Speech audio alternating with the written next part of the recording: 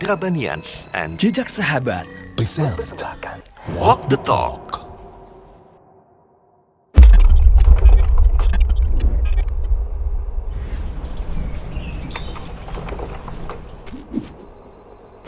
Samase, it's different. Bismillah, Assalamualaikum warahmatullahi wabarakatuh.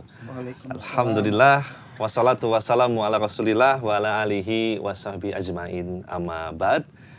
Brothers and sisters Drabanians dan sobat-sobat jejak sahabat. Sahabat. Spesial ya, Masya Allah. Senang sekali kita kembali bisa berjumpa, bukan kembali ya, ini perdana ya. Perdana kita berjumpa di program kolaborasi antara Majelis Drabanians dan juga Jejak Sahabat Bandung. Kita bikin program kolaborasi untuk bisa menebar manfaat. Kita buat sebuah program dengan tajuk Walk the Talk. Kita akan mengamalkan apa yang telah kita pelajari insya Allah ta'ala. Baik, dan senang sekali kita pada perdana ini saya bersama sahabat saya, senior saya, Ayah Doni. Sehat ya? Alhamdulillah. Bisa matching begini ya, Masya Allah. Ya, kita kehadiran dua guru kita, Masya Allah, Al-Ustadz Muhammad Syar'i Hafidhullah Ta'ala dan juga Al-Ustadz Abdullah Amir Maratan Hafidhullah Ta'ala. Assalamualaikum Ustadz, sehat ya? Masya Allah. Gimana? Antuma, sehat Antuma? Antuma sehat, Ustadz. Ayah sehat? Seger ya? Seger. Deg-deg sering gitu ya, perdana begini. Baik, brother, sister, dan juga sobat-sobat sekalian, kita akan membahas sebuah tema nih. Nggak terasa, kita telah memasuki bulan Muharram ya. Bulan Muharram ya. Bulan Muharram, dan Ustadz mohon izin kita telah mengadakan sebuah interview nih, dan kita akan coba simak beberapa saat, kita akan lihat sejenak saja ya. Nama Ali Nugraha. Nama Bintang. Rendra. Lu tahu tahun baru nggak? Tahu. Tahu.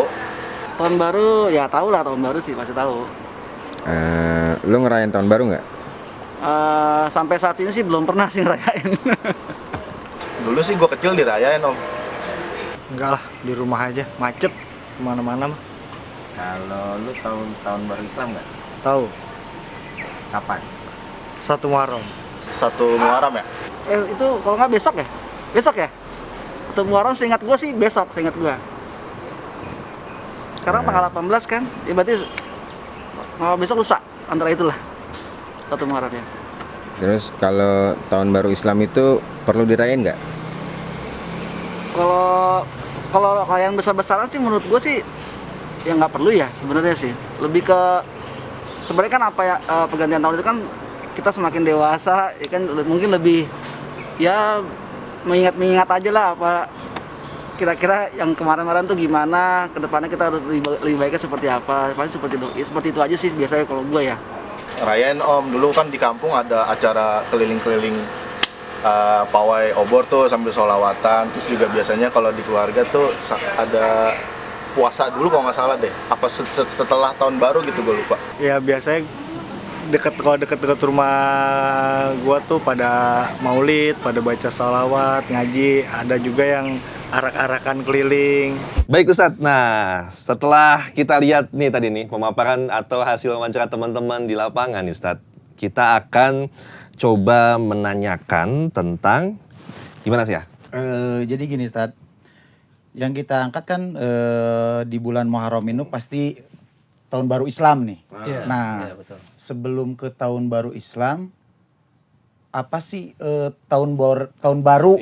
Itu dalam boleh Islam gitu ya? Sebelum dalam Islam nih, kalau tahun baru aja bisa Masehi bisa nggak? Boleh nggak?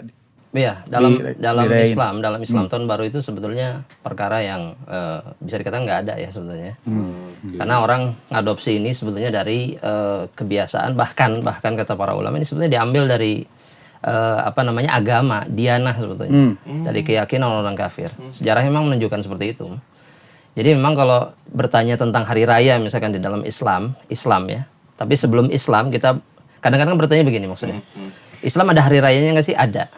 Tapi kemudian orang merayakan hari raya orang-orang yang bukan Islam, itu yang jadi masalah buat kita. Itu yang jadi masalahnya. Jadi memang kalau ditanya apakah ada hari raya sih sebetulnya ada di dalam Islam. Tapi apakah kemudian seperti yang dirayakan kebanyakan orang? Hukumnya nggak boleh. Kenapa? Karena ini bentuk tasyabuh. Jadi para ulama mengatakan mereka berdalil gitu dengan hadis man tasyabbaha bi qaumin fahuwa minhum, barang siapa yang bertasyabuh dengan sebuah kaum itu bagian dari kaum tersebut. Jadi memang saudara-saudara kita nih banyak yang mungkin terjerumus lah ya. Kasihan sebetulnya. Mereka saudara-saudara kita. Iya, bertasyabuh dengan orang kafir. Iya, betul. Jadi kalau tahun baru itu sendiri yang sekarang kita sering lihat gitu di akhir tahun biasanya, ramainya di akhir tahun tuh ya. Itu bukan bagian dari Islam sama sekali. Bahkan itu bagian dari keyakinan orang kafir. Iya. Baik nih ya, dan sebelum pembahasan selanjutnya kita akan coba paparkan nih ya teman-teman sekalian. Ada data-data data-data terkait kejadian-kejadian dalam bahasa kita kemaksiatan nih Ustaz yang biasa terjadi di tahun baru ya secara umum ya. Kita khususnya Masehi nih Ustaz. Ada kondisi Masya Allah, nauzubillah zalik, kondom laris manis 5 kali lipat sepanjang malam tahun baru. Ini data dari Serpong, Tangerang Selatan. Kemudian juga Allah musta'an, kondom dan obat-obat kuat di Palu meningkat penjualannya. Kemudian juga bagaimana peningkatan Allah musta'an ya segala macam hal-hal yang mendukung terhadap perzinaan itu meningkat ya penjualannya. Kemudian juga bagaimana pesta miras ya. Ya. Pasti berujung tawuran. Habis tawuran nauzubillah banyak sekali. Walhasil adalah data-data yang ini Ustaz menunjukkan bahwa ya ini sebuah fakta bahwa ternyata ya kemaksiatan meningkat berkali lipat di saat tahun baru. Nah, gitu. Baik, dan nah Ustaz ini menariknya tentang bagaimana sejarah asal usul tahun baru tuh mungkin Ustaz bisa jelaskan Ustaz ke teman-teman Ustaz. Awal mulanya bagaimana Ustaz? Tahun baru benar. Tahun baru ya. Tahun baru tadi Ustaz Abdullah jelasin juga ya. Bahwa memang sejarahnya dari orang kufar ya, orang Romawi. Dia punya dewa apa? Janus, betul. Janus yang mukanya 2, depan ada, belakang ada. Ya sebagai lambang aja bahwa tahun baru tuh ke depan dan ada yang ke belakangnya dan selainnya. Dan kaidahnya tuh sebenarnya setiap perayaan itu pasti dibangun di atas ideologi. Pasti ada ideologinya, ada sesuatu di situ. Mungkin ada yang bilang, Ustadz, Ana sih kalau ikut tahun baruan ya 1 Januari gitu ya, Ana nggak ngapa-ngapain. Nah, kita cuma ya happy fun aja. Iya, barbekyuan doang paling. Nggak sampai mabok-mabokan deh gitu kan. Kambing guling gitu. Nah, gitu doang. Nah, itu gimana gitu. Jawabannya tuh ada sebenarnya dalam hadis Rasulullah SAW, dalam hadisnya Anas. Begitu Rasulullah SAW tuh datang ke Madinah dan Rasulullah SAW tuh ngelihat bahwa orang-orang di Madinah tuh punya 2 hari raya. Ya. Dan Rasulullah SAW tuh langsung nanya ya, "Ma hadzal yauman?" Ini hari apa nih yang kalian meraya ini hari apa? Orang-orang situ bilang kunna nal'abu fihi ma fil jahiliyah. Ya kita senang-senang aja di waktu jahiliyah di hari-hari ini.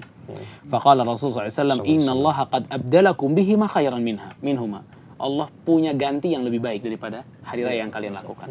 Idul Fitri dan Idul Adha. Nah, padahal nih kalau kita lihat lagi dalamnya, orang Madinah dasarnya mereka itu nggak punya hari raya apa-apa. Mereka impor tuh 2 hari raya tersebut dari Persia. 2 hari raya tersebut disebut hari raya apa? Mihrajan sama Nairuz. Ya kan? Ini ada ideologinya gitu loh. Nairuz dan Mihrajan dilakukan di Persia mungkin ada apa namanya? Ya, peribadatan-peribadatan mereka lah. Betul. Tapi di Madinah cuma main doang. Betul. Tapi boleh nggak sama Rasul? Tetap nggak boleh. Padahal main doang. Nggak sama Persia, nggak. Main aja Rasul. Nggak boleh kata Rasul. Ini juga sama. Ente kalau punya rasa untuk merayakan tahun baru yang ini nih, yang punyanya orang-orang yang justru kufar, ya boleh juga. Hatta ente nggak sampai mabok-mabokan, nggak sampai trompet-trompetan, nggak sampai yang lain, tetap nggak boleh. Dan ini masalahnya di hati juga sebetulnya. Sudah di hati. Dan ini membahayakan keimanan juga sebetulnya, tanpa disadari. Karena ketika seseorang sudah memberikan wala kecintaannya kepada orang kafir, maka ini akan menggiring keimanan yang dalam hatinya untuk sedikit demi sedikit terkikis keimanannya kepada Allah, kemudian mengikuti apa yang menjadi keyakinan orang kufar. Makanya memang kita harus ngingetin saudara-saudara kita gitu ya. Jadi kupur tanpa sadar gitu kan. Bisa tergiring gitu, bisa tergiring untuk melakukan itu. Iya, untuk melakukan kufuran. Ya kita lihat buktinya gitu, sekarang orang-orang mulai bertambah gitu kekeliruannya dalam tahun baru kan. Bukan hanya saja maksiat, mungkin mengarah kepada kemusyrikan dan yang lain sebagainya gitu. Oh, Ustaz. Next kita akan melihat tayangan berikutnya, pertanyaan dari teman-teman di lapangan, silakan. Selanjutnya, kan tadi udah disebutin nih bahwa tahun baru itu dari kupar nih, produk kupar nih. Nah sekarang gimana nih kalau kita ngerayain tahun baru Islam? Nah, Masya Allah. kan pasti ada pertanyaan itu kan. Kaum kufar nggak boleh nih jelas. Perayaan kufar, masa kita ikutin. Nah, kalau tahun baru Islam gimana nih? Iya. Tahun baru Islam. Ini lagi hype justru nih sekarang. Iya, Karena kita masuk Muharram. Sebentar lagi. Kita lagi satu, Masya Allah. Masuk Muharram. Tahun baru Islam tuh ya, dimulai dari Muharram itu sebenarnya dimulai dari zamannya Umar bin Khattab radhiyallahu anhu. Dimulai dari zamannya siapa? Umar bin Khattab radhiyallahu anhu. Kalau di zamannya Umar udah dimulai tahun baru Islam dari Muharram, berarti di zaman Umar tuh ada siapa aja? Sahabat saja. Ada Utsman, ada Ali, ada Abu Hurairah, ada macam-macam. Oke, tinggal tarik aja. Emang kita doang yang ngelewatin satu Muharram? Dia pada nggak lewatin satu Muharram. Dia ngelewatin juga satu Muharram. Tapi kita lihat respon dia di satu Muharram gimana? Respon mereka para sahabat di satu Muharram itu gimana? Ternyata nggak pernah ada satupun riwayat yang menyatakan bahwa para sahabat itu kalau lagi satu Muharram ya mereka bikin acara perayaan tahun baru Islam. Nggak pernah. Padahal mereka melewatinya. Lau kana khairan lasabaquna ilaih. Kalau merayakan satu Muharram atau tahun baru Islam itu baik, pasti mereka udah duluan ngerayain gitu kan. Dan ini sebenarnya masalahnya gitu loh. Kadang kita nih kaum muslimin latah ya. Produk kufar ada tahun baru Masehi ini, masa kita nggak ada? Jangan mau kalah ya. Iya, masa kita nggak ada. Padahal Allah Subhanahu Wa Taala dan Rasulullah SAW itu datang dengan salah satu campaign yang sangat luar biasa dalam Islam, berbeda dengan selain Islam. Masya Allah. Ente mesti berbeda. Makanya kita lihat macam kiblat aja, dulu kan di Aqsa, semua ke Aqsa, mu yang ahli kitab ke Aqsa, yang muslim ke Aqsa. Terus diganti sama Allah Subhanahu Wa Taala. Salah satu hikmahnya apa? Kata para ulama, biar beda dengan mereka. Masya Allah. Biar beda, yang penting beda gitu loh.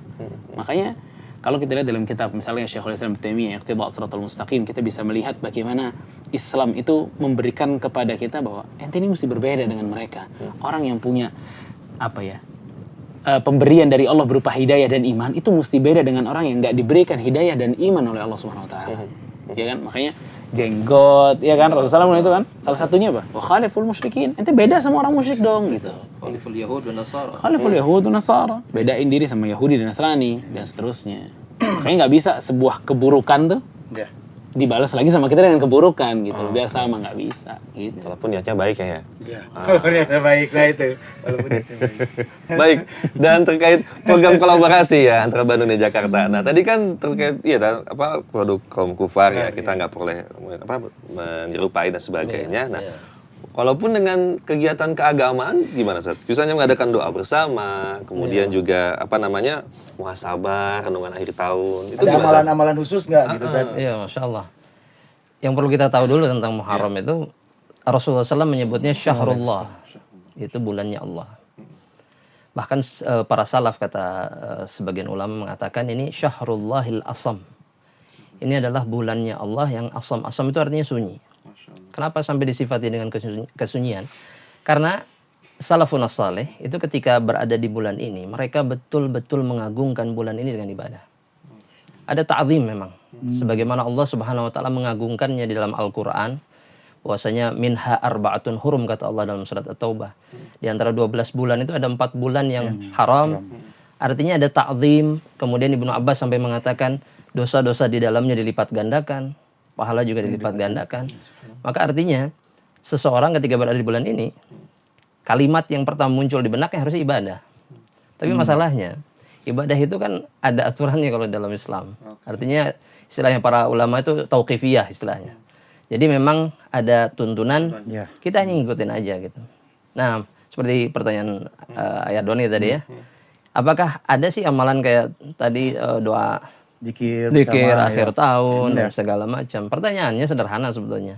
Apakah ini kita dapatkan dari Rasulullah SAW atau enggak? Gitu.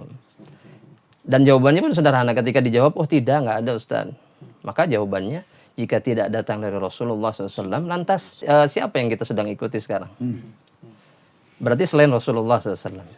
Dan Rasul sudah wanti-wanti tuh.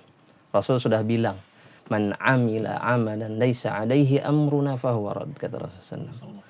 Barang siapa yang melakukan sebuah amalan yang tidak ada aturan kami di dalamnya, tidak ada tuntunan kami, dia tertolak. Ya.